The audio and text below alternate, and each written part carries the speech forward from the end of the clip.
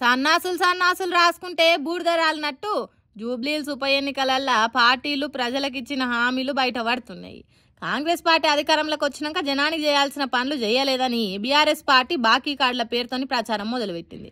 రైతు భరోసా 76,000 బాకీ, రుణమాఫీ 2 లక్షలు బాకీ, 2 లక్షల ఉద్యోగాలు బాకీ, స్కూటీలు బాకీ, స్కాలర్షిప్లు బాకీ, మహిళలకు నెలకు 2,500 చొప్పున 55,000 బాకీ, ముసలోళ్లకు వికలాంగులకు పెంచుతానన్న పింఛను బాకీ, పెళ్లిళ్ళు చేసుకున్న ఆడపిల్లలకు తులం బంగారం బాకీ, ఇట్లా ఎన్నెన్నో బాకీ ఉన్నది కాంగ్రెస్ సర్కార్ అన్నట్టు బాకీ కార్డుల ప్రచారం మొదలుపెట్టిండ్రు బీఆర్ఎస్ పార్టీలు.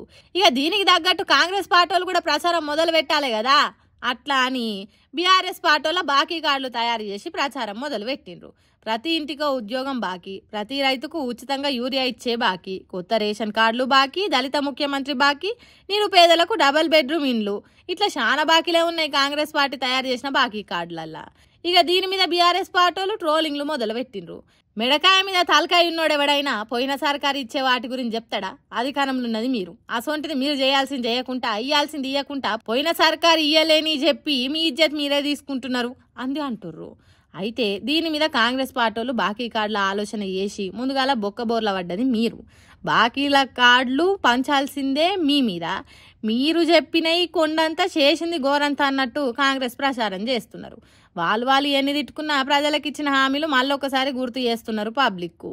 వామ్మో, వీళ్ళు కలిసి మనల్ని చేసిన మోసాలు ఊగింతగానే ఉన్నాయా అని అనుకునేటట్టు ఒకళ్ళ మీద ఇంకొకళ్ళు దుమ్మెత్తి పోసుకుంటా జనంకి యాది చేస్తున్నారు వాళ్ళు చేసిన మోసాలు. అది వాళ్ళకి అర్థమైతలేదు కావచ్చు.